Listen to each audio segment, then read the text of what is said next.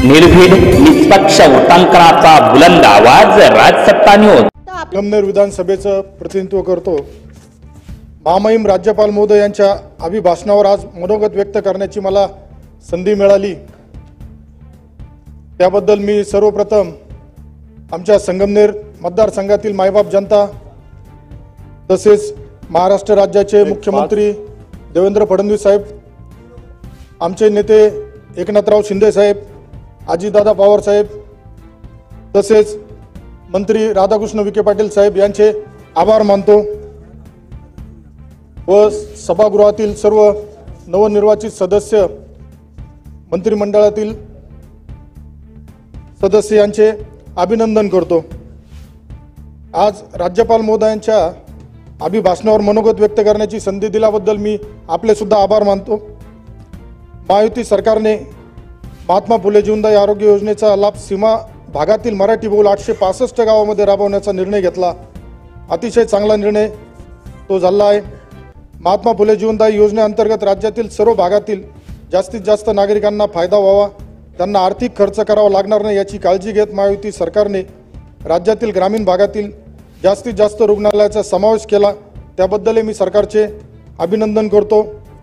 केंद्र सरकारने मराठी भाषेचा दर्जा दिला आहे, त्यामुळे 450 विद्यापीठामध्ये मराठी भाषेचा अभ्यास होणार आहे। त्याबद्दल मी देशाचे कर्तव्यदक्ष पंतप्रधान श्री नरेंद्रजी मोदी, गृहमंत्री अमितजी शाह, राज्याचे मुख्यमंत्री श्री देवेंद्रजी फडणवीस, उपमुख्यमंत्री एकनाथभाई शिंदे, अजितदादा पवार यांचे आभार मानतो। मराठी भाषेला अभिजात भाषेचा दर्जा मिळावा म्हणून जी समिती स्थापन केली होती, त्या समितीचे अध्यक्ष हे ज्येष्ठ साहित्यिक व साहित्य अकादमी पुरस्कार प्राप्त प्राध्यापक रंगनाथ पठार हे माझ्या संगमनेर विधानसभा मतदारसंघातील प्रतिष्ठित नागरिक आहे, हे मला इथे नमूद करावे वाटते।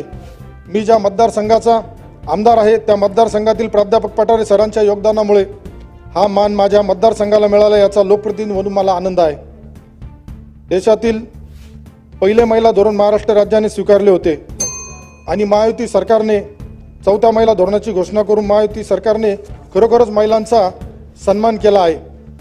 लाडक्या बहीण योजनेमुळे आज मला या सभागृहामध्ये बसता आलं। माझ्या तालुक्यामध्ये 1,35,126 एवढ्या लाडक्या बहिणींना आर्थिक लाभ देऊ शकलो, याचाही मला समाधान आहे। तर 2 मिनिटं नवीन आहे, थोडं सांभाळून घ्या मला। बोला। तसेच सर्व ग्रामपंचायतीचा विचार करून माननीय बाळासाहेब ठाकरे स्मृती मातोश्री ग्रामपंचायत बांधणी योजना असेल, शेतकरी यांचा विचार करून शेतकऱ्याला मागेल त्याला सौर कृषी पंप योजनेतून शेतकऱ्याचा विचार असेल, दुग्ध विकास टप्पा 2 असेल, मुख्यमंत्री बळीराजा मोफत योजना असेल, नमो शेतकरी मा सन्मान योजना असेल, या सगळ्या गोष्टीमुळे आज समाजातील प्रत्येक घटकाचा जो सन्मान केला गेला, त्या सन्मानामुळे आज महायुती सरकार आपलं आलंय। त्या महायुती सरकारमुळे मला या सभागृहामध्ये येता आलं। सार्वजनिक बांधकाम विभागाच्या अंतर्गत 7,480 किलोमीटरचे रस्ते प्रस्तावित झाले आहेत। माझी विनंती राहील का माझ्या संगमनेर मतदारसंघासाठी सुद्धा पुढील काळात याचा विचार व्हावा। आमच्या संगमनेर मतदारसंघामध्ये पाण्याचा प्रश्न गंभीर असून शासनाने नुकताच वैनगंगा, गिरणा, दमनगंगा, एकदरे, गोदावरी, वैतरणा या 4 नदीजोड प्रकल्पांना प्रशासकीय मान्यता दिली, परंतु ती देताना सिन्नर तालुक्यामधील 17,960 हेक्टर क्षेत्र लाभ क्षेत्रात येत आहे। त्या लगतच माझ्या संगमनेरमधील तळेगाव, निमोण भागातील काही गावं वंचित राहिलेत। तर माझी विनंती राहील का संगमनेर भागातील पाण्याचा जो प्रश्न आहे तेथील दुष्काळमुक्त होण्यासाठी त्याबाबत मला सहकार्य व्हावे।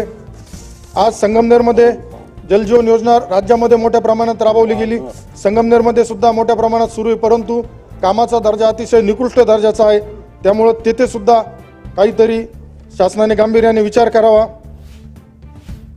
साकूर पाटाळ भागातील सुद्धा पाण्याचा प्रश्न गंभीर आहे, तेथील मुळा धरणाच्या बॅकवॉटरमधून उपसा जल सिंचन योजना जर लागू करता आली तर त्याचा सुद्धा एक संगमनेर मतदारसंघाचा प्रतिनिधी म्हणून गेल्या कित्येक वर्षापासून प्रलंबित असलेला पाण्याचा प्रश्न सोडवण्याचं भाग्य माझ्यासारख्या एका नवीन आमदाराला लागेल असं मला वाटतं।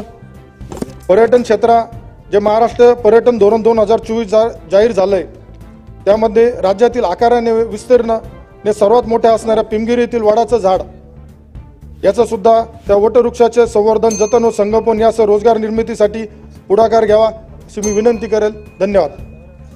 अध्यक्ष महोदय.